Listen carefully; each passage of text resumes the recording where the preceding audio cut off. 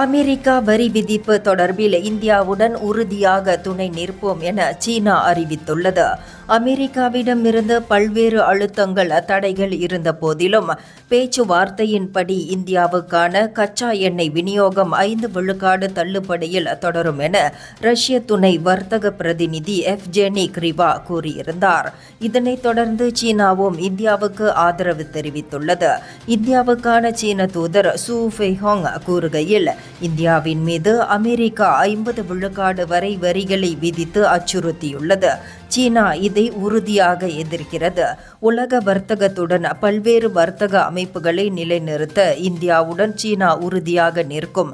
இந்தியாவும் சீனாவும் போட்டியாளர்கள் அல்ல, கூட்டாளிகள் என்று கூறியுள்ளார். இதனிடையே பிரதமர் நரேந்திர மோடியும் 2018க்கு பிறகு அடுத்த வாரம் பெய்ஜிங்கிற்கு செல்ல உள்ளார் எனவும் தெரிவிக்கப்பட்டுள்ளது.